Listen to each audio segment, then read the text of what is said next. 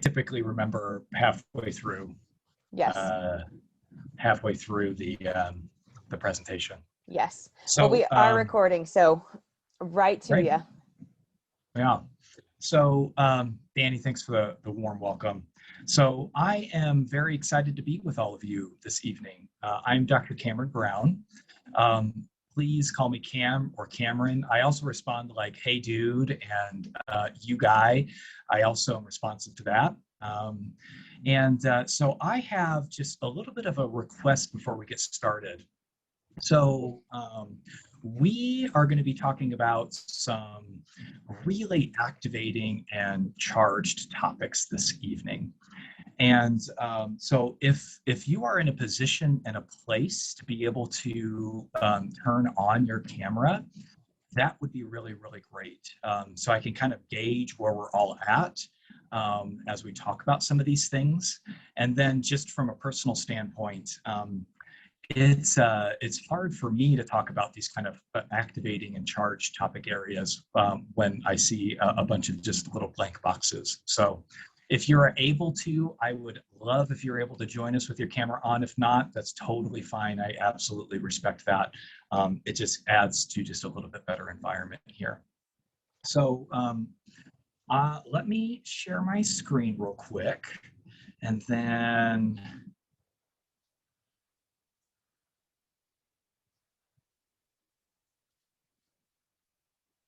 we're going to do like a little bit of an inception here, guys. Oh boy, hopefully this works. So we are going to stop that and try a different way again.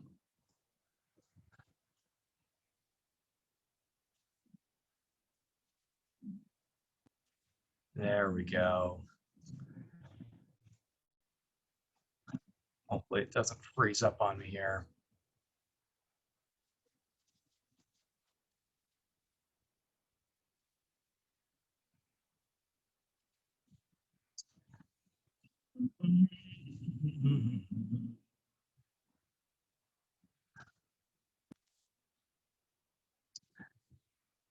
Well, we're going to try it one more time, and then we may need to do some troubleshooting here. Hopefully Danny's still around. I am. We may have her share her screen. I was gonna say, yeah, if you need to email it to me and have me share my screen, we can do that too. Just let me know. We may need to do that. So let's try one more thing. And if it starts wigging out again, let's just give it a minute to think. It's like me, it's just a slow processor maybe.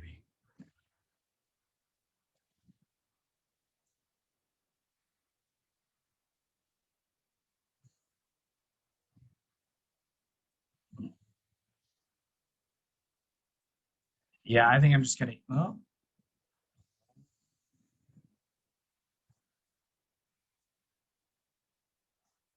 Yeah, I think I'm just gonna email it to you, Danny. It's No worries. Indigestion. Just got back from Taco Villa. It's having a little bit of indigestion here. So let me email it to you, and then we can talk a little bit about what we're gonna be talking about, and then I'll just have you pull it up if that's okay. Sure. Awesome, appreciate it. No problem. And I think I can even give you remote control of my computer. So if you wanted to, oh boy, that's creepy. I know it's a little creepy, but I do it with my clients all the time, and my teens love it. So if you want to do that to kind of help you guide through your presentation without having to rely on me, we can do that. Yeah.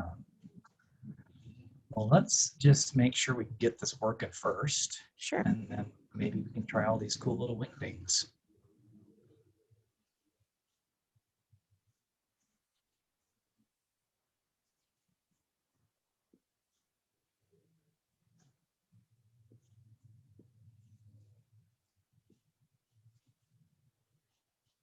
Okay.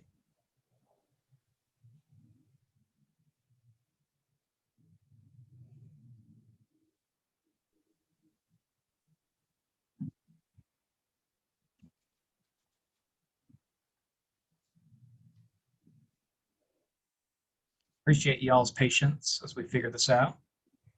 Good thing we started on time.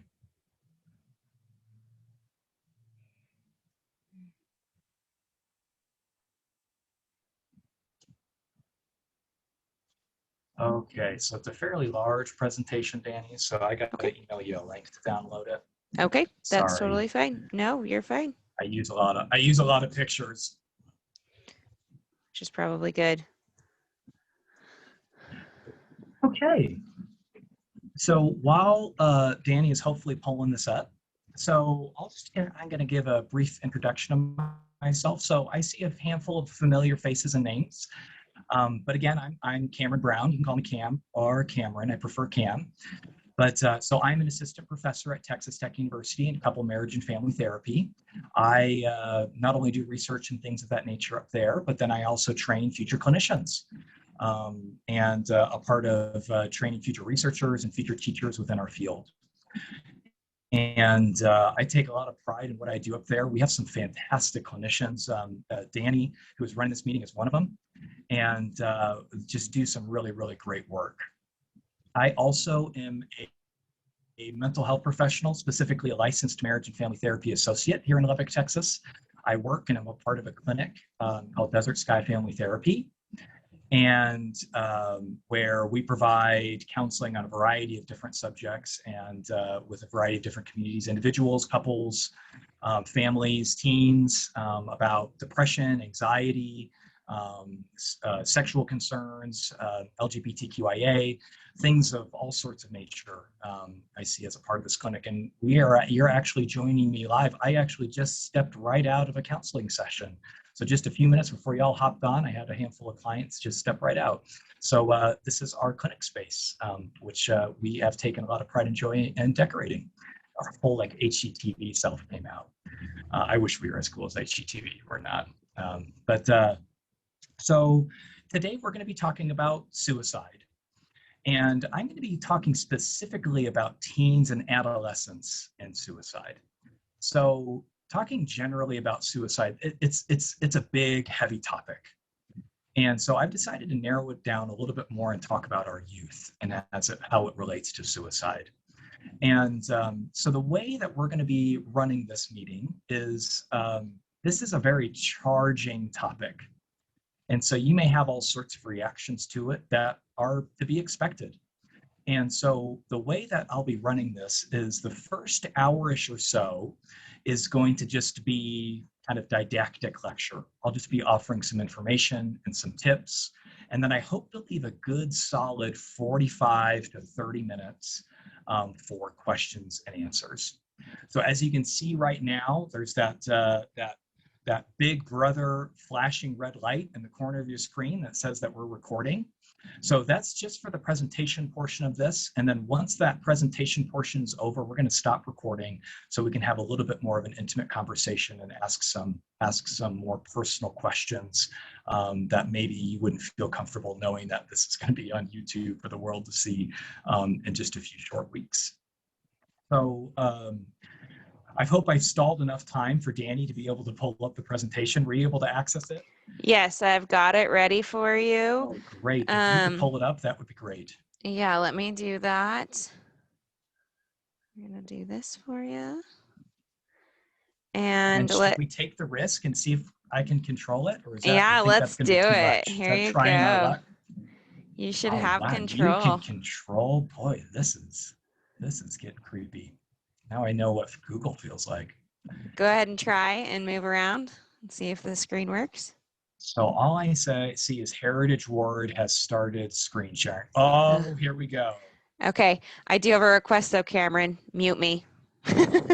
Oh, can you not mute yourself? That's great. I can even mute you. That's even crazier. Oh, look at this. This is nuts. Cool. Well, great.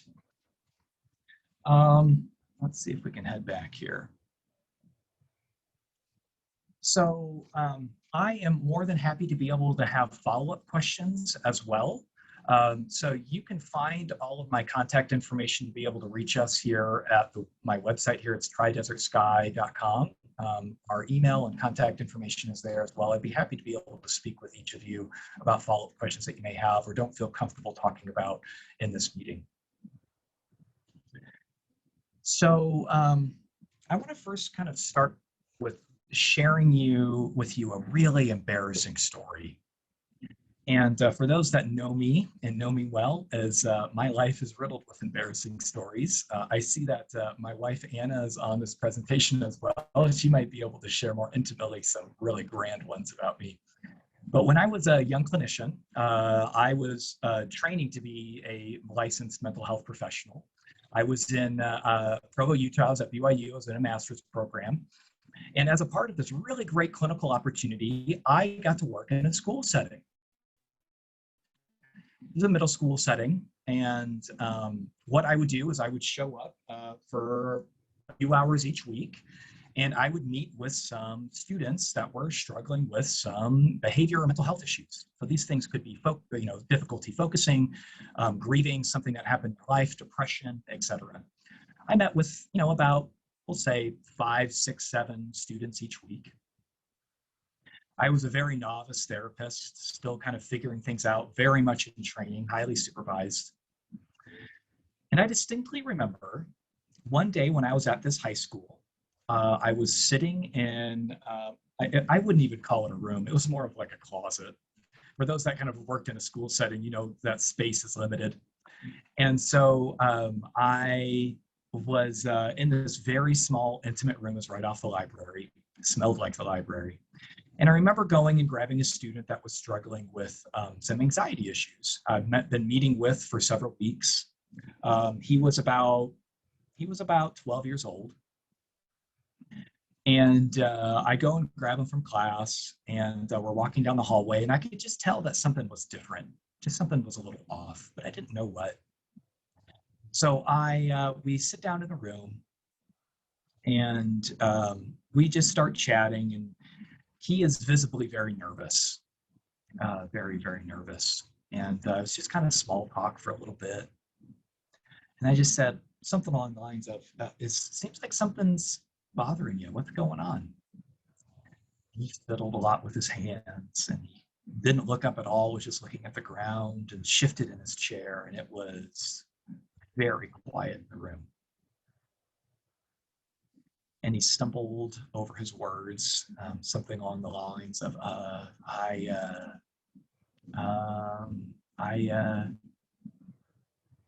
and he said something along the lines of, I've been having some really scary thoughts about wanting to kill myself.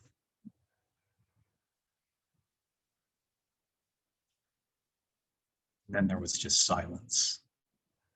And I remember immediately my palms started to sweat, my heart started to race, and I could feel my pulse like in the back of my throat. And here he was, just still looking at the ground, fiddling with his hands, and the silence went on for a long period of time.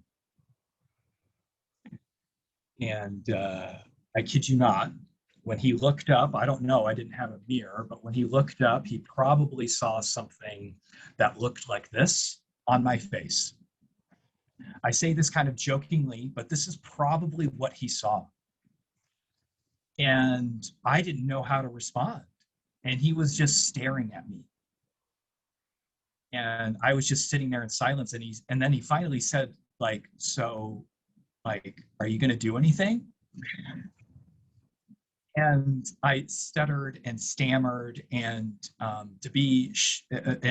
just to be quick about this is I didn't know what to do.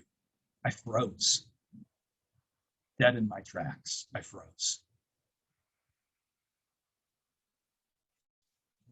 So I tell you the story because I don't want you to be me.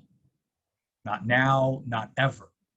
When somebody that is close to you, it could be a kid, it could be a teen, it could be somebody that you work with in the youth program, it could be somebody you see out of school, maybe somebody at work, maybe a neighbor, or a nephew or a niece, cousin, that if something like this was shared with you, that you don't give them this look and that you know what to do. That's what I hope to talk about today. So today we're going to kind of go over some general information about suicide. We're going to be talking about kind of warning signs and red flags. We're going to talk about how we can approach this really, really charged, sticky topic. We're going to talk about some professional support and intervention, things of that nature. And then we're going to be opening it up for Q&A. And so with the whole goal in mind is that when this situation presents itself, because it inevitably will, suicidal thoughts and ideation is extremely common, extremely common. And there's a very good chance that somebody, statistically speaking, in your close, intimate circle, and I'm talking just not even extended family, your close family and friends, that statistically speaking, at least one of them have seriously considered suicide at some point in time in their life. I say that not to scare you. I say that so that we can be equipped and ready. And so that you don't offer that same reaction that I offered back in my years and years ago when I was clearly underprepared for something like this. So let's start with some myths and facts, shall we?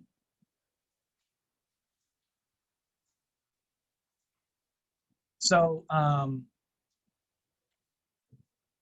so you thought you were out of school. Maybe some of you are still in school, but you thought you were out of school. We're going to have a little pop quiz here. So let's do some true or false questions. And I want you to use the chat. Chat feature is hopefully on, but I want you to use the chat. And we're going to go through 6 of these. And so chime in the chat whether you think this statement is true or false. These aren't meant to be trick questions. I'm not that type of professor. Danny may tell you otherwise. She's had me in class before. But I'm not that type of professor. But so true or false? Rates of suicide are holding steady or declining among all age groups in the United States. True or false? Put it in the chat. I'm seeing a handful of falses popping up here. Ooh, somebody's offering an F, an F minus. I'm just kidding. I'm assuming that means false. So for those of you that have already chimed in, you are correct. It is false. So let's talk a little bit about this. Is on average across the United States is, as you can see here in this chart that I pulled from the CDC, is, and hopefully it's not too small on your screen here, is suicide rates are actively increasing in every single state -1. We're going to talk about in just a second, but -1. And as you can see here from, about 1999 to 2016, we're not talking a handful of percentage points. We're talking in some cases huge jumps. So look at this. Like look at the Utah, Idaho, Montana, Wyoming, the Kansas, Oklahoma. We're looking at a 38 to 58% jump over about that 17-ish year span. Let's look here at Texas. We're looking at 19 to 30% jump. We're going to look specifically here. Let's see if this will pull up. Is here in Texas, across this span of time, we're looking at about a 19% jump in suicide rates across all age groups. So New Mexico, since I know we have some folks here joining us from New Mexico, is not much better, about 18% jump over this 17-year span. North Dakota had the largest jump over this 17-year span. It's 58%. And then the only state that showed a reduction was Nevada. And that was only a 1% reduction. So we could probably say they about held steady.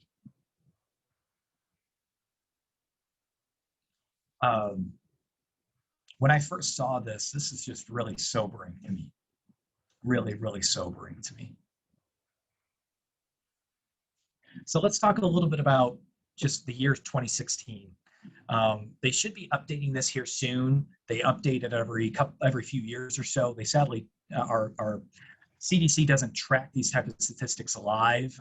They aggregate them over several years. And so hopefully there's some new updates to this here soon. But in the year 2016, just a handful of years ago, it was the 10th leading cause of death of all ages. The 10th. Approximately 45,000 deaths. 45,000. It was the second leading cause of death in the age group that we're going to be predominantly talking about, teens, adolescents, ages 10 to 24, the second leading cause of death. And it was right behind accidental and unintentional deaths, about 6,000. And so just as a measuring stick, in the year 2016, there was about 19,000 homicides across all age groups. So that's kind of the measuring stick here.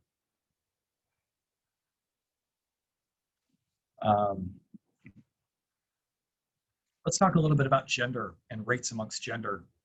So the black bars here are men. The pinkish bars here are women. As you can see here, this is the suicide rates per 100,000. As you can see that this is a dramatic difference between genders. That although women struggle with suicidal thoughts, although women struggle with suicidal behaviors and actions, there is a large discrepancy between men and women, as we can see here, as women seem to intimately hover around that kind of 5-ish per 100,000, men hover around the 20-ish per 100,000. That's a pretty steep and large difference.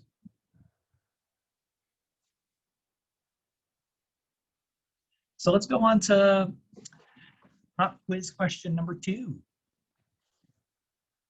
So there are not differences among races, so color of skin, among races with regards to rates of suicide. There are not differences among races with regards to rates of suicide. True or false? Chime in on the chat here.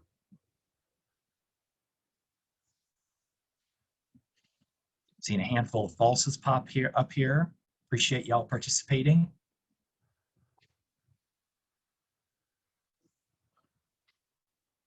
So the answer is false. So I'll pull up another chart here. Is as you can see, the suicide rates for males and females.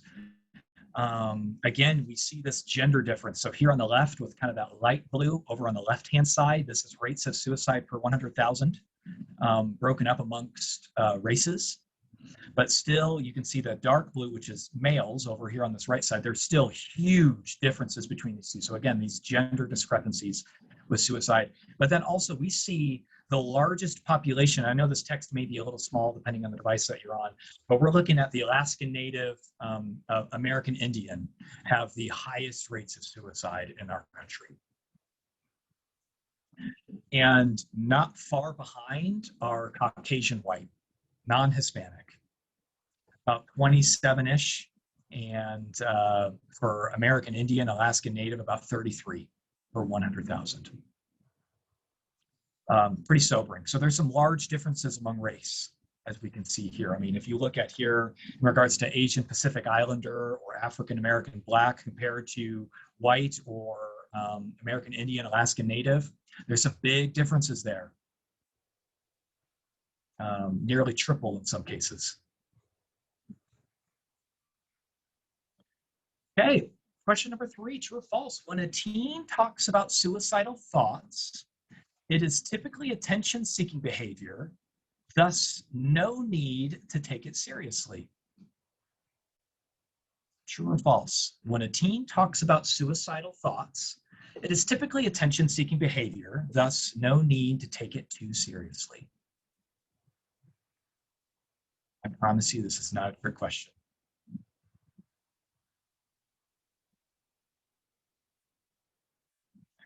So yes, it is false. It is false. So in our graduate program and training, when I'm speaking with future clinicians, I have them take an oath that they will always, always, always take suicide seriously. Always. I have worked with one too many parents, one too many teachers, one too many even other therapists that kind of shrug off hearing a child, a student, a friend talk about suicide. It's not worth it. It's not worth it. Always, always take it seriously. And we're going to talk about how we can take it seriously in just a little bit here. So, and the reason why we always want to take it seriously is that ideation, which is thoughts, talking, beliefs about suicide. So what's going on up here internally, not necessarily resulting into behaviors yet, but like thinking about suicide, thinking about self-harm, thinking about these types of dark things. The more we think about it, the more likely we're going to take action on it. The more normalized it becomes, the more willing and likely we are to act on it. So when we hear people talking about it, or even in a joking manner, we always want to take it seriously, because we want to nip that as quickly as possible, because the more that it's talked about, the more that we read about it, the more that we just are ruminating on it, the higher the likelihood that something is going to happen. Something's going to happen. Are you able to see my cursor when I do this? Yes? Okay, perfect. It's like when I'm teaching on Zoom, I like just point to my screen with my finger, like everybody else can see it. So question number 4, we're almost done with this pop quiz. This is just absolutely grueling for you, or bringing back post-traumatic stress from when you were in graduate school or in high school. So the majority of those with depression and substance use, so think alcohol, think narcotics, things of that nature.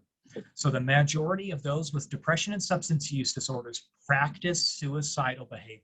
True or false? The majority of those with depression and substance use disorders practice suicidal behaviors. True or false?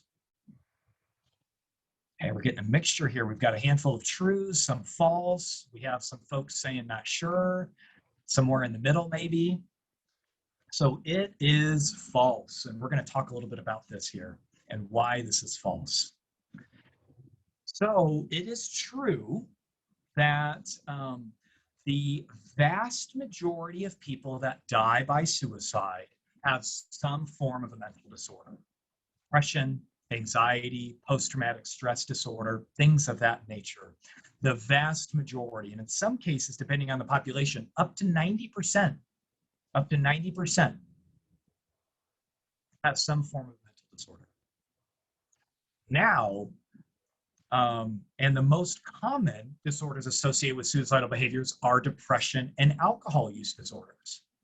So you may be thinking, so yeah, so the vast majority of those with depression and alcohol use disorders have experienced suicidal thoughts or behaviors. So here's the thing, is just because a patient, a friend, a client, a family member has depression, has a substance use disorder, post-traumatic stress, anxiety, it does not mean that they are or will ever practice suicidal behaviors. This is an important thing to understand. And the reason why is because there is already plenty enough stigma around mental health. And when we start putting people into these categories of, oh, you struggle with substance use like alcoholism, you must also be struggling with suicide. Oh, you're depressed, you probably want to die by suicide. That fuels stigma. That fuels stigma around people that have some form of a mental health concern. And we want to break those down. We want to stop fueling that stigma.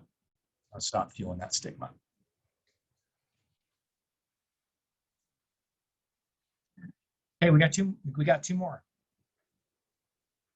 So only certain types of people become suicidal. Only certain types of people become suicidal. True or false?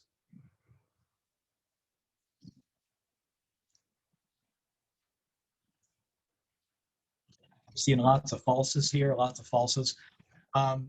It is false. It is false. So I am here to tell you that although there are differences amongst some communities, populations, beliefs, systems, suicide touches all stratas of our life, all socioeconomic statuses, all celebrity statuses, parts of our country, religious beliefs, sexual orientations, gender identities. It touches everyone and everyone within its reach.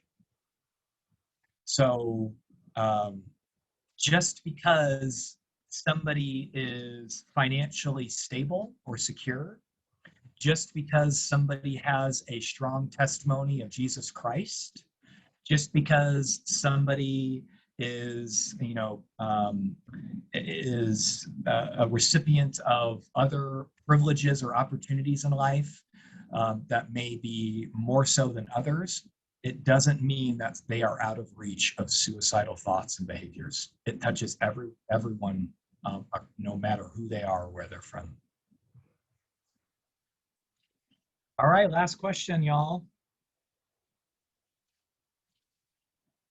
Don't take the bait on this one. A teen will typically offer some sign or signs of suicidal ideation. True or false? A teen will typically offer some sign or signs of suicidal ideation. Again, that suicidal ideation is is thinking about suicide, having thoughts of self-harm, having thoughts of killing themselves. So I'm seeing quite a few falses. So it is actually true. It is actually true. So although there are plenty of instances, plenty of instances where suicidal thoughts or a suicidal act seems to just come out of nowhere, the vast majority of times there are signs along the way. They're not going to be overt signs. Sometimes they are, but they're not going to be overt signs. There's going to be times where a teen or somebody's going to say, I'm having thoughts of killing myself, but those are fairly rare. There's more covert signs, and we're going to be talking about those in just a handful of slides so that we can be on the lookout for them. And they're a lot more subtle than you may think. A lot more subtle than you may think. Okay. So let's talk about risk and contextual factors. So I pulled a lot of this information from the World Health Organization. They have a great, it's like a 1,000-page packet that talks about so much of the research and data and what we understand about suicide, risk factors for suicide, the context of when suicide happens. So let's talk about those.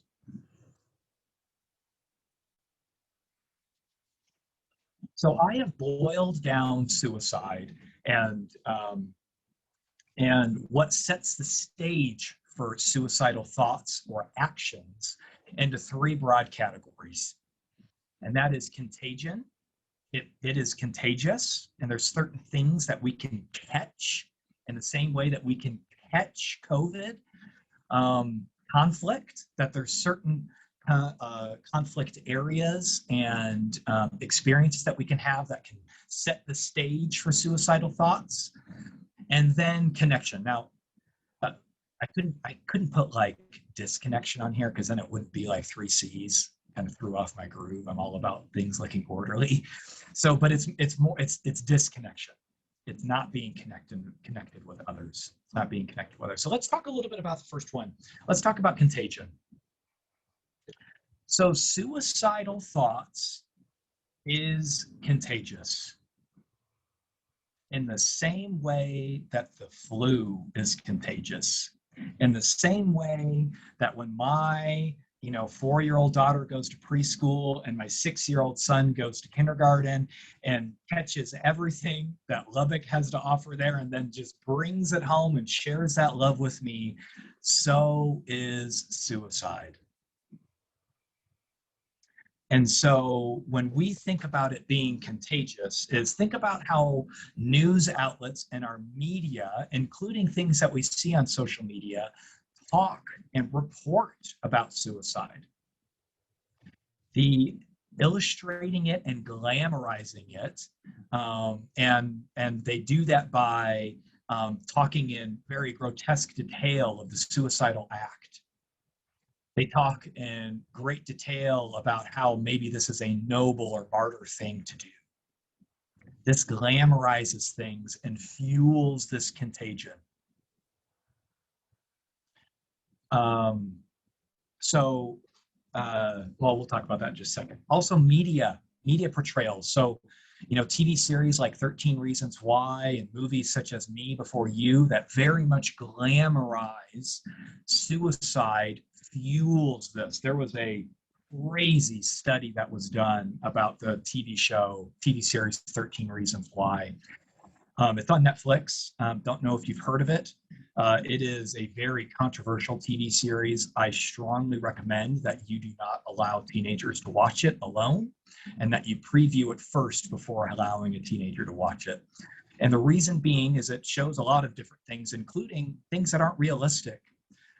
Spoiler alert, but the whole show is about a teenager who kills themselves and then leaves notes, tapes, videos, things behind that you get to see read and experience throughout the rest of the TV series.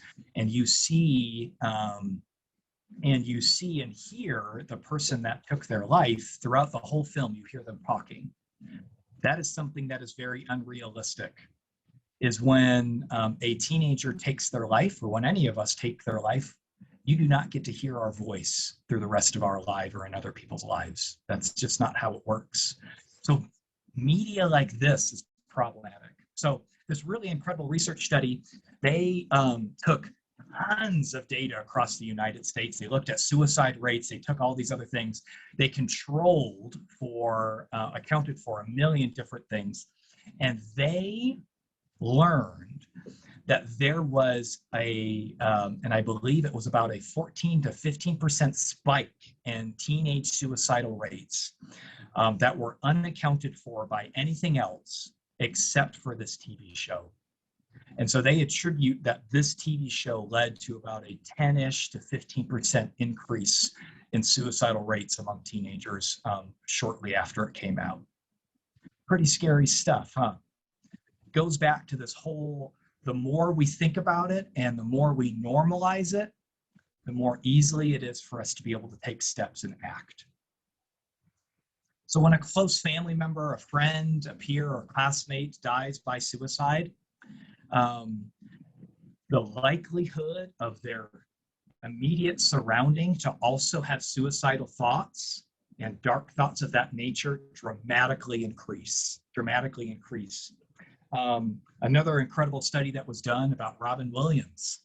So he died by suicide a few years ago. It was absolutely tragic. I grew up with Robin Williams in my life, with things such as Hook and things such as Aladdin, and I'm going to start crying here because he just played such a pivotal role in my childhood and my teenage years. And the film Patch Adams that he portrayed a really influential doctor in was one that really catapulted me into becoming a mental health professional. It was a sad day when he died. And when I heard about the terrible things that he was experiencing leading up to his death, just made me really sad. So an incredible study was done about suicide rates post-death. And there was a very large spike in suicidal rates shortly after his death. And the most intriguing about that was not just the spike in suicidal rates, but it was a spike in suicidal rates by asphyxiation, the same mode that Robin Williams killed himself with. So again, this is something contagious. So we'll circle back around to this soon, but we want to make sure that we are on kind of alert. If somebody in our close quarters, this could be a friend at school, this could be a family member, a celebrity, dies by suicide, those create waves. And those are great opportunities to check in with others about it. Because typically when those people close to us die by suicide, it affects all of us and can lead to some scary things.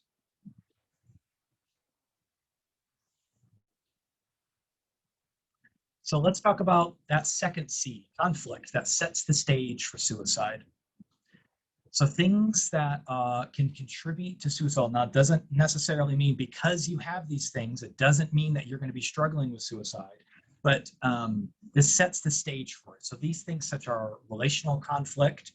This is discrimination, say by gender, by race, by class, by orientation, by whatever type of status. Those discriminating and bullying has been linked to setting rates of suicide, and then trauma or abuse of any kind. We're talking physical abuse, sexual abuse, emotional abuse, trauma of any kind, including we're talking as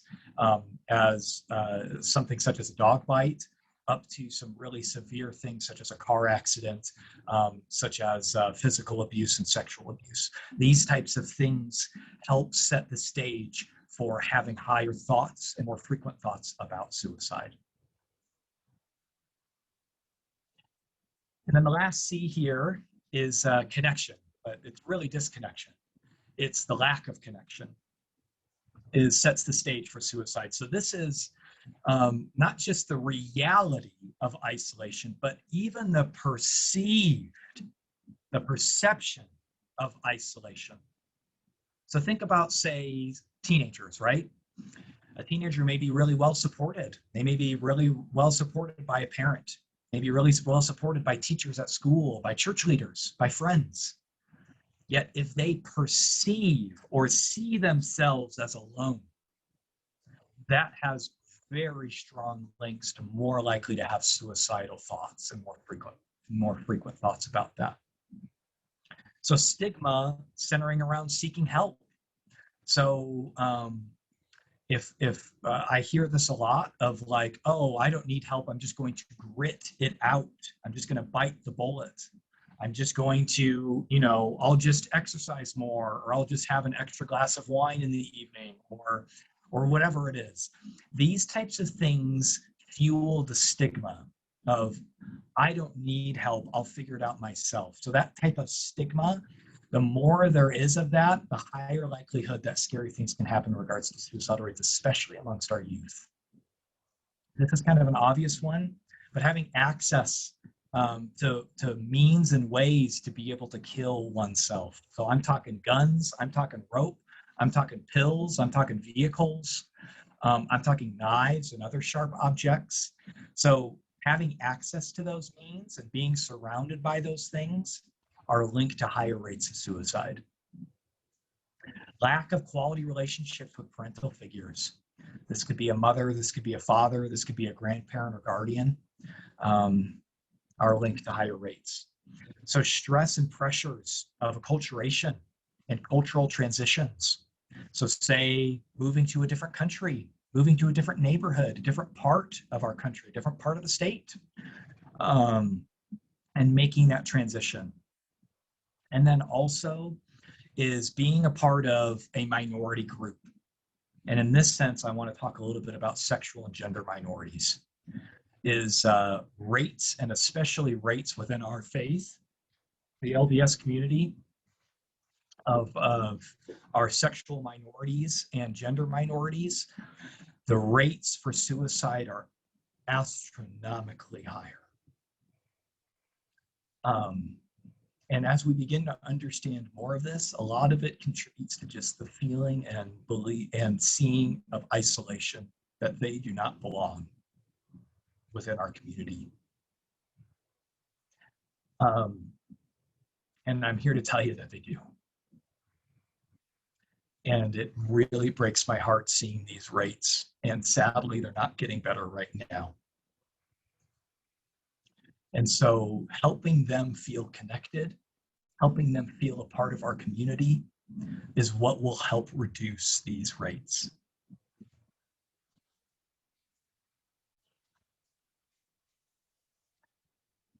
So let's move on to symptoms and warning signs. So again, if you have questions, either specific about things that we're covering, please jot them down. We're going to answer them at the end once we get through the presentation, and then we can stop the recording and have a little bit more of an intimate conversation without us being the size of a thumbnail on our screen right now. so I can actually see all of you and interact with all of you. So we'll save those questions towards the end. If you have them, jot them down, put them on the napkin. I used to write on napkins all the time, put them on the back of your hand, whatever it may be, we'll get to them. So let's talk about some symptoms and warnings. So I'm not going to spend too much time on this slide because these are things that are pretty well known. These are overt signals that something's up, that there's trouble brewing, that somebody is potentially having some dark thoughts, suicidal thoughts, or desires to harm oneself. So these are like talking a lot about death, writing a lot about death, drawing a lot about death, or disappearing, or just overtly suicide. Maybe they're saying things such as, I want to die, or I'm going to shoot myself, or my family would be better without me, or I need a gun, or whatever access to means tomorrow night. Or the only way my girlfriend would learn is if I do something extreme. So these are pretty obvious, right?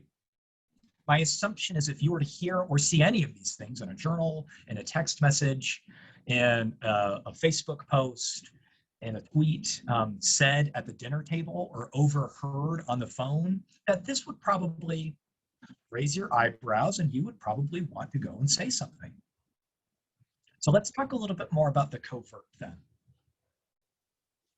These are the ones that are a little bit more hidden. And these are the signs that I was talking about at the very beginning, when the vast majority of the time, there are signs prior to a teen's death or attempt of suicide. So these are things such as hopelessness. Phrases you could hear as, my life will never get better. I'm perpetually stuck. I can't improve. Why even try? The attitude of hopelessness, downtrodden in that regards, like somebody's tires are just constantly spinning with no traction. They start taking risky or reckless behaviors. And many times this kind of just can happen overnight. Driving faster, getting involved in illicit drugs, participating more in sexual endeavors that typically aren't within where they used to be. These kind of risky behaviors that just kind of come out of nowhere. When revenge is on their mind, I want to get back at somebody. It could be an ex-partner, it could be an ex-friend, it could be a parent. You start to see large swings in mood. Now, is this to be the case for probably any teen? You can ask my wife, Anna, if she's still here. I have really large swings in my mood as well. So this is a little bit more difficult one to see, but we're going to talk about ways that you can just gently ask how they're doing. Just make sure that this is not something that's on their mind. Maybe they're withdrawing. And this is just beyond reserved, as in over just a few day or a few week span, all they do is in their room. They just stay in their room. They don't come out for dinner. They don't say hi. They don't want to go to school. They don't want to go to clubs or youth groups, anything like that. Swings in sleep patterns. And I'm talking too much or too little. They stay in bed too much and sleep too much, or they don't sleep enough. You want to know what one of the highest links to suicidal rates is? This was just stunning when I saw this. It is lack of sleep. That is one of the highest predictors of suicidal behaviors, is a lack of sleep. The vast majority of times of day when suicide occurs or attempts of suicide occurs, it's typically between times of the local times of about 11 p.m.-ish to about 4 or 5 in the morning. Lack of sleep is a big predictor of suicidal thoughts and then actions. Maybe they're lacking a purpose in their life, and they talk about that pretty openly. So they talk about suicide pretty frequently with others. They find more interest in it. They're consuming more media in it. They start joining chat rooms on the Discord app or on other applications where these things are talked about openly. They start saying goodbyes. They're giving their valuables away, or they use things or have the attitude of, I need to get my affairs in order, if you know what I mean. So these are a lot more of those covert signals that one may see. Now let's talk about like some visual cues. Look for bloodshot eyes. This signals a lack of sleep. Look for those mood swings that could be indicated from puffy eyes or a red face from crying. Look for the slurred speech, the slow movements because of lethargy.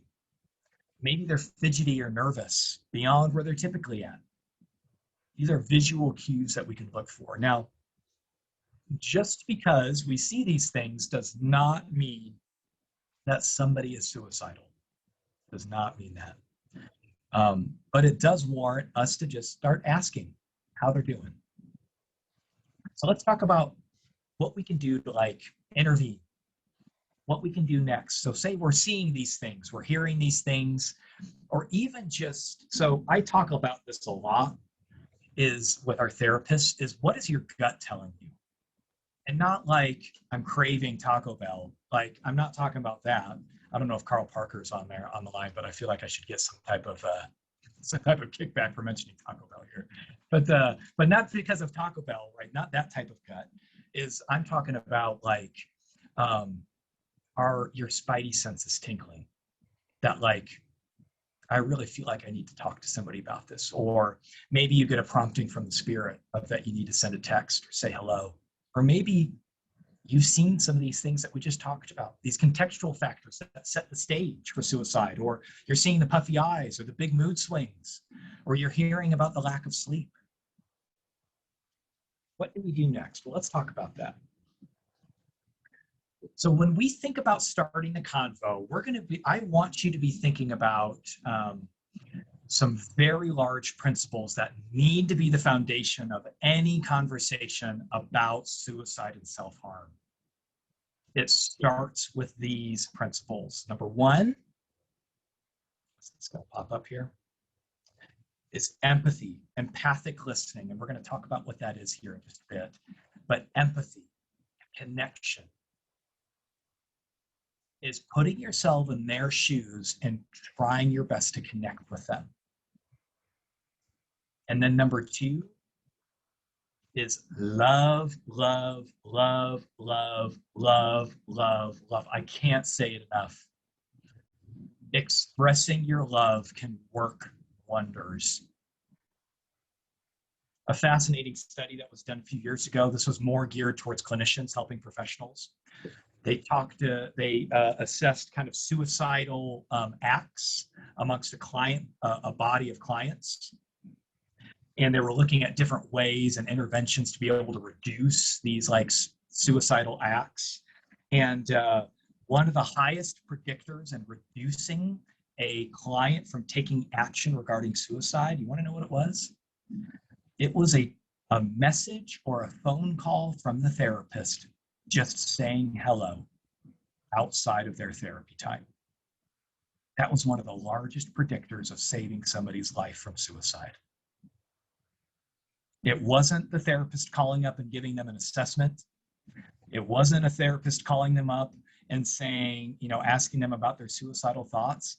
It was just the simple act of a phone call a few days after their therapy session saying, hey, I was thinking about you. How are you doing? That was it.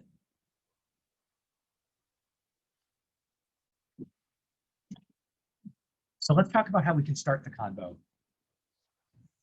So first off, we need to understand that this conversation is about them, not about you. Now you may be thinking like, well, of course, I'm going in to talk with them. Of course, this is going to be about them and not myself. These types of things,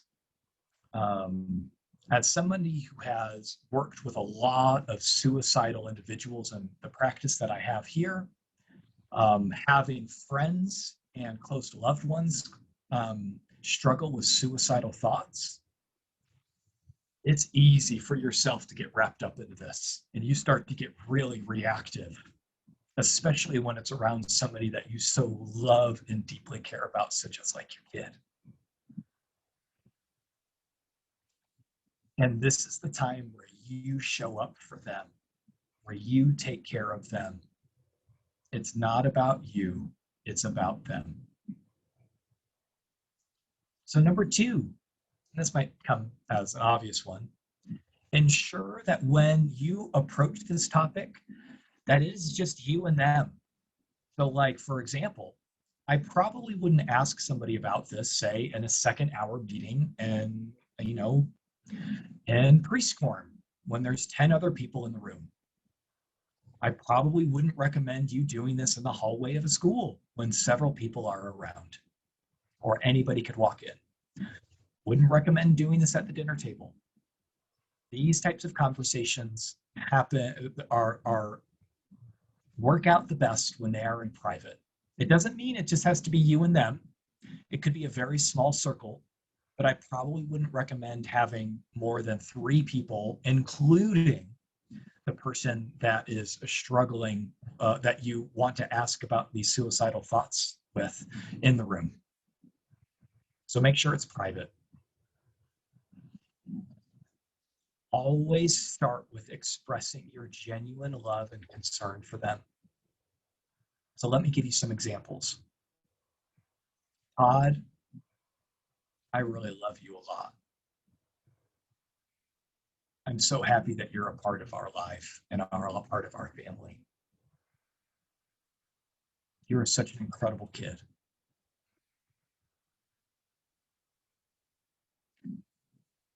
What I wouldn't recommend is saying things, I love you because I'm your parent, or you know that I love you, or you know that I care about you, or I have given you so much. Those types of phrases aren't helpful in this situation. Use I statements. I love you. I care about you. I think you're an incredible kid. Thank you for being you. And then ask, and I wrote down some examples here. I've been feeling a bit concerned about you. How are you doing? And just stop. Or, I recently noticed some differences in you and wondered how you are doing or feeling. Don't add anything else to the question. Or, you just haven't seemed to be yourself recently. Just wanted to check in and see how you're doing.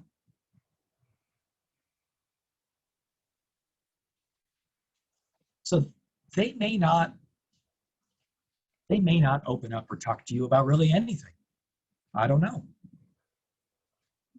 We definitely don't want to force things out of people. But if we set a loving stage for this, and they know that this is not an intervention, like this is not like those intervention shows that are, what was that? Is that like on TLC? I can't remember, where it's like this big, extravagant, planned intervention. If they know it's coming from love, coming from a place of concern, and that you deeply and genuinely care about them, there's a higher likelihood they're going to talk to you. And I'm here to tell you that even if they don't open up and talk about something that they're experiencing, you simply offering that love and care and concern could save their life. So let's talk a little bit about empathic listening. So Danny, are you still here? She may have stepped away. I'm here. Sorry, it just took a minute because I had to get control back from you. Oh, yeah. Are you able to open up that video for me? That link right there under empathic listening. Let's see. And hopefully there's sound and it's not too choppy for all of us.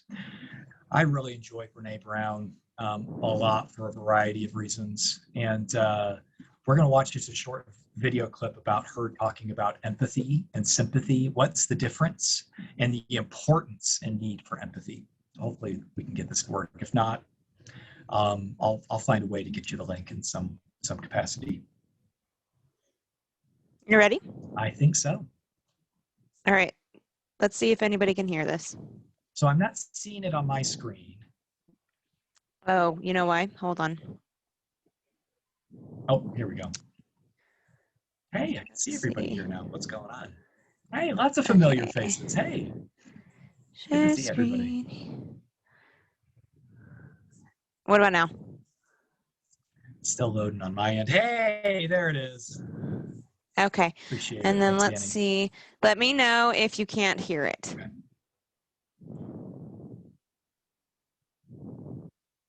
I'm not hearing it. Okay. Let's come back. Let's look at this.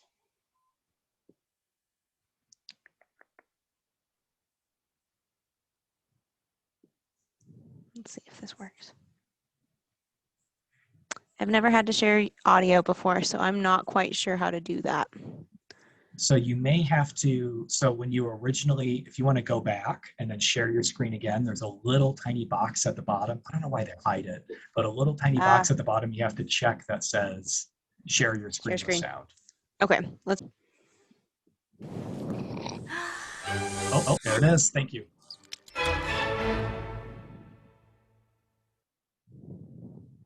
So what is empathy, and why is it very different than sympathy?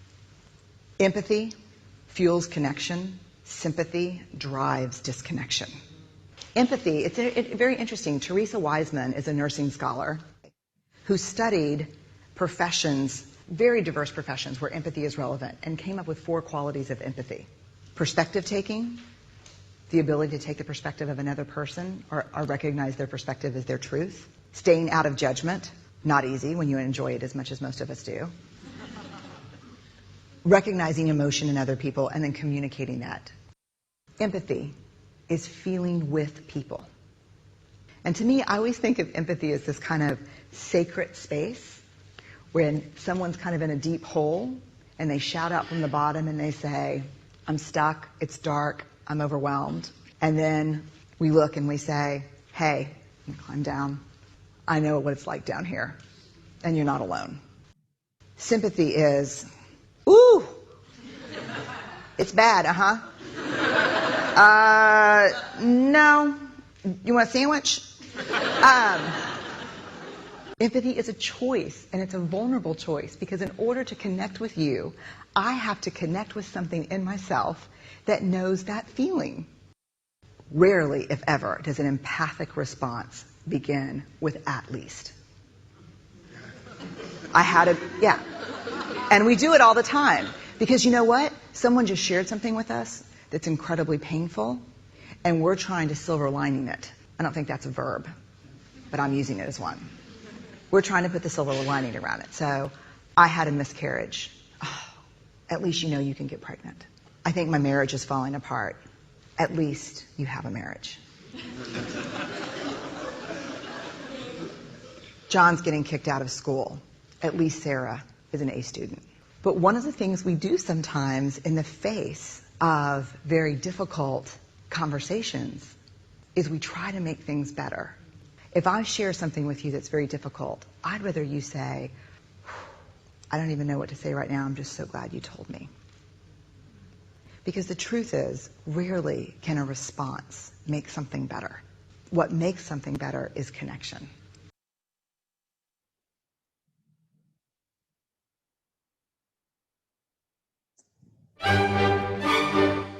Awesome.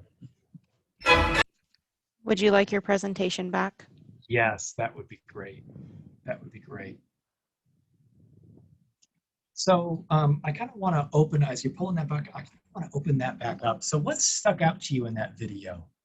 And hopefully everybody was able to see it. The animations are just great. That bear and that fox, and especially that moose. You want a sandwich? I kind of want to open it up to people here.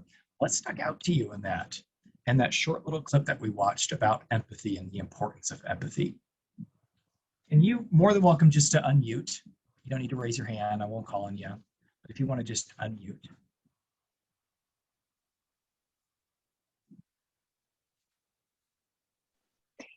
I really just love how she ended it, or in that clip of rarely are we going to be able to give them a response that's going to make something better, but it's the connection. And I know that's hard for me to do, but that really resonates as truth. I really love that too, Rachel. So when somebody and when somebody opens up about something that we so badly want to go away, like it's like suicidal thoughts, like we so badly want that to stop and to go away, that like this solve it, fix it response is mechanism is going to kick in. When what is needed is that connection and that empathy. That's going to work more than anything that you will or could say at this point in time after a kiddo says something. I've had thoughts about killing myself, or I've had thoughts about cutting my wrists, or I just want to disappear. A response like what Brene Brown said, that just said, ooh, I don't know what to say, but I'm just really glad you told me, will work so much more wonders than a do this, do that, think about it this way, think about it that way. Great insight, Rachel. Thank you. Other things that stuck out to you when you're watching this?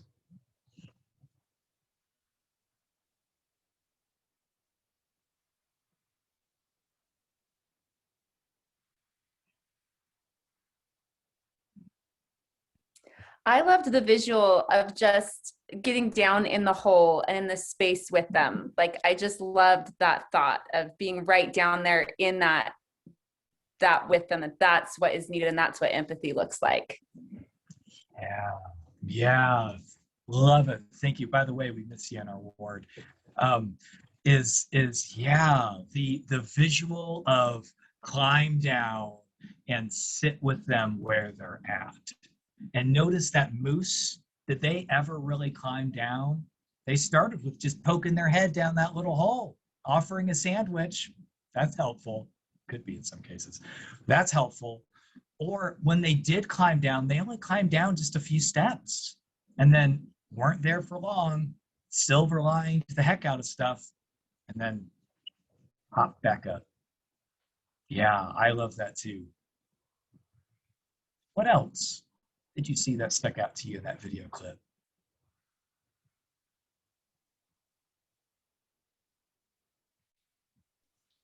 I liked that that connecting and empathetic listening requires you to be equally vulnerable.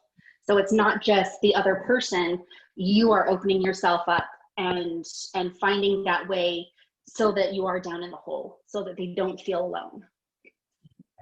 Oh, you're speaking my love language here. Yeah, that vulnerability was just as important. And it's vulnerable to go down into that hole, right? And then it's vulnerable to be able to try and connect with that same type of feeling that we think that they're experiencing. That's a vulnerable place, yet can fuel connection and can fuel safety in conversations like this. Fantastic thoughts. Thank you very much. So we want to ask clarifying questions, not in an interrogation way. So I've listed a few here. This doesn't mean you need to write down all of them. And then when somebody says, hey, I want to hurt myself, and you're like, well, let me pull up my assessment. That's not what I'm offering here. Is what you want to just ask is clarifying specific questions, such as how long have you been feeling this way? Or when did it start? Or my favorite question is, how can I best show you love and be there for you? What do you need from me? These types of clarifying questions are not only really insightful, but they can also kind of give you, inform the next step decisions a little bit more, which is kind of connecting with professionals. But this kind of just gives you a general overview of what's going on. And when did things start? Was it after a friend took their life? Was it after, a move? Was it ever since they started attending a specific school? or it started a specific job, or it started dating a particular person.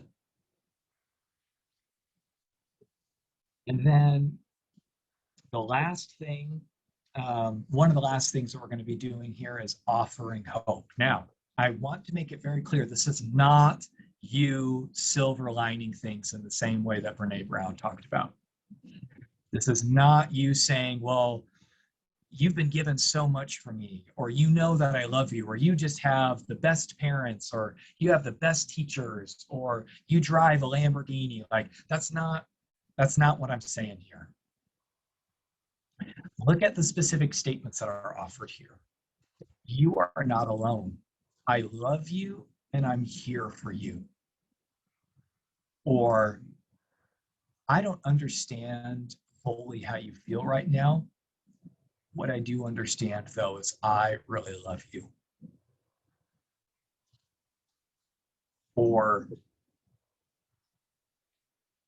I think there is help for you. How about we do this together? Or, your life is really important to me. I love having you around, and I want to help connect you with people that can help. See how this is offering hope and fueling connection, taking them out of this isolation that they're currently in. Next few steps is we're going to help connect them with some professional resources. We'll talk about this in the coming slides. And then these are some of the most important last two steps, is love them hard. This type of stuff is hard to sit in. And it's kind of our natural instinct as human beings that we avoid hard things. I get it. Like, I wouldn't consider myself like a particularly lazy person, but if there's an easier route to do something, I'm probably going to pick it. If there is a less painful route of doing something, I'm going to pick the less painful route because I'm a human. I don't like pain. It's not my jam. So in this particular case, we need to embrace that discomfort and love them hard. Write them a note. Send them a message. You may think, well, they know that they love me, or that they know that I love them. And they may. Let's share it with them again. Those little small moments, just like that clinician calling just a few days after a therapy session, just saying, hey, I was thinking about you and wanted to let you know I care about you. Those types of things can work wonders when it comes to suicidal thoughts. And then lastly, just like when we talk about sex with our children, this cannot be the last conversation. It is not a one and done. This is an ongoing conversation in the same kind of step and path here of setting the foundation of love, setting the foundation of empathy, connection, listening, and figuring this out together. So do's and don'ts. Let's start in the do's category here. Is genuinely love them. Adolescents are smart. They can sniff out BS better than anybody in this room. I can guarantee you that. For those that parent teens, you know what I'm talking about. They know when people are being fake. And what I love about teens is they'll tell you. They'll tell you when they think you're being fake. So genuinely love them. Listen. And don't just, listen to share, if you know what I mean. Like, I'm just going to listen to you so then I can talk. Genuinely listen. You'll be surprised how insightful they can be and what they can offer. Empathy, we've talked about that extensively. Offering hope. Always follow up. Always follow up. Ask inquisitive, open-ended questions. Always take them seriously. I hear narratives quite a bit that suicide can just be attention-seeking behaviors in teens. That is not any of our position, any of our place to make that call. And for me, the stakes are so high that I wouldn't want to brush it off as attention-seeking behavior, or they're just acting out again, and then something happens. A few years back, there was a family that I was that I had the pleasure of seeing in the clinic that had a at the time it would have been about a 14-year-old daughter who never really openly expressed suicide and anything serious. She would make jokes about killing herself. She would make jokes about how that would be ways to get back at people. Parents didn't really ever take it seriously because they just heard it so much.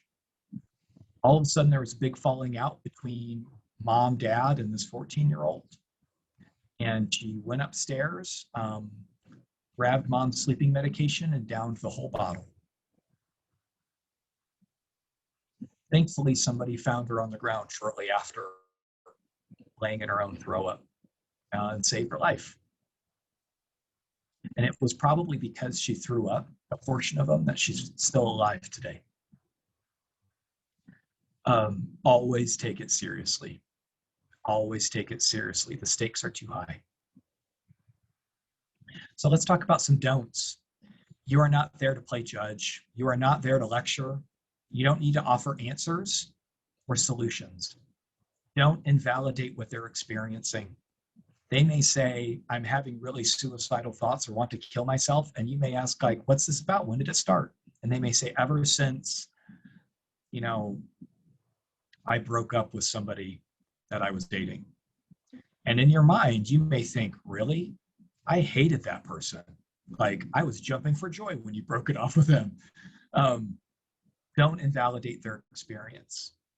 They may also say something that might seem small in your eyes, such as, I got a bad grade, or I just totally bombed a presentation, or I got let go from my job at, Torchies or Police Goes or something like that. Don't invalidate their experience. It's real to them and it's big to them. Don't act shocked like I did with like my face of like, oh my gosh, like don't act shocked. This is a hard one. Keep that reeled in. Don't argue with them. Again, don't make it about you. Make sure you are discussing with them, not talking at them. And don't tell them how good they have it. Why do you want to kill yourself? You've been given everything you need or want. Those types of things don't help. Those types of things don't help. So again, empathic listening, love, love, love. So then what's next? Let's talk about some professional support here. And then I want to open it up to question and answer. So the whole connecting them with professional support is all about breaking isolation. The less isolated they are, the less they feel like they're in a corner by themselves, the higher likelihood that nothing is going to happen. So connecting them to professional resources is the way to go. So there's some urgent professional support resources. I would invite you to take a screenshot or a picture of this, or just jot these down. You can find them on your, just by simple Google searches.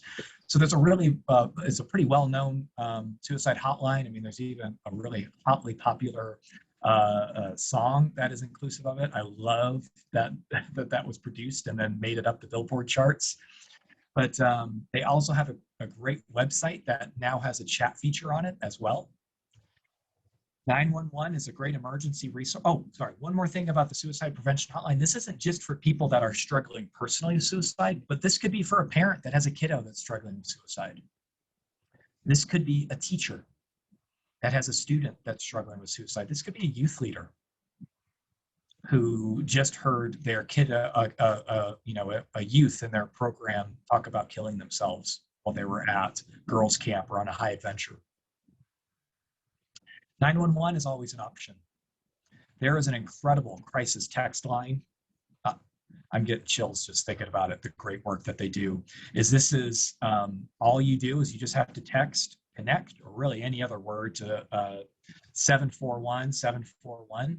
And depending on the, well, we won't even go into this, but there's a really nerdy algorithm thing about the backstory of it. It's insane. If you ever want to look it up, come chat with me. But it is an incredible resource. And it's great, again, for parents, teachers, as well as youth. And then locally, there is a great urgent care resource for mental health, and that's Star Care. Their crisis line is here below. It's the 1414 number. So professional support for, like, say, counseling this is non-crisis contact. So there are a variety of really great options, ranging in price, ranging in what the presenting concern is. So I am a part of and help oversee Texas Tech's Family Therapy Clinic. It's on a sliding scale fee. We have clients paying as little as $5 a session with fantastic care. Fantastic care. Clinicians that have been through the Family Therapy Clinic that offer services are Danny, who is here on this call. She's a fantastic doctoral student in our program. There are other incredible clinicians that are a part of this clinic that offer incredible care at a ridiculously low price. The value that our clinic holds is we don't want money to get in the way of services. And so if we give you the sliding scale fee based upon how much you make and the amount of people that are in your household and it's still too much, you let us know, and we don't want money getting in the way, even if that means paying $1 a session. Covenant Behavioral Health has some really, really great resources in regards to mental health. I have known several friends that have worked there and just rave about the care that is offered and the support that they have there. Star Care is another one for like professional counseling that I highly recommend. And then there's 2 websites here to be able to help find a counselor. The first one, Psychology Today. This is like, it's not really, but it's like the Facebook of mental health therapists. But it's a great directory where you can look up based upon presenting concerns, based upon experience, based upon all sorts of things that you can find a particular therapist with, which I just absolutely love. Absolutely love. Again, Psychology Today or the AAMFT Therapist Locator. So the end goal with professional support is isolation, isolation, isolation, and you are there to shatter it. We want to get them out of isolation, and that's what connecting to the professional resources is all about. So let's talk about some logical things here in the sense of removing access to means. Is whenever somebody within your vicinity says that they are struggling with or have had thoughts about harming themselves, we need to make the premise secure. And I'm here to tell you, if you've got teenagers in your household, they know where all of your things are. They know where dad keeps the snacks in his side table next to his bed. They know where mom keeps, a secret stash of M&Ms. They know where they can find the juice packets or Capri Suns that you all got for a birthday party later on and that you were hiding somewhere. They know where all those things are. They'll tell you that they don't. They do. In the same way that they know exactly where you all keep your gun and know exactly where you all keep your ammunition. They know exactly where to find, mom's knife collection. They know exactly where dad keeps his rope. They know where all of these things are. And teens are so good at playing dumb. And we take that bait all the time. I totally just got hoodwinked by one earlier today. Totally got played. But we want to make sure that we want to remove means, especially if they say I want to shoot myself, that we remove any type of anything in their life that they could use to shoot themselves. So these things could include guns, medications, car keys. You also want to coordinate with potentially friends or other places that your kiddo or this kiddo may spend a lot of time with. You just want to secure the area. A great thing that can be a great resource for hiding things and removing them is your car. Is put stuff in your car and then you go to bed with your keys. It's a great place to put stuff. Now, then I wouldn't recommend going through a security if you're going to work with that car, because then people may be a little weirded out that you're showing up with all these guns, ropes, knives, whatever. But like a car is a great place to be able to keep stuff.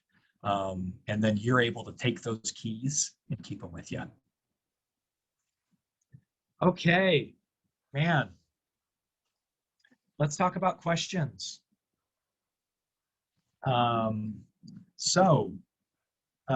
Danny, if you're still there, if you want to stop recording and then stop sharing the screen, and then we will open it up to any questions or comments that you may have.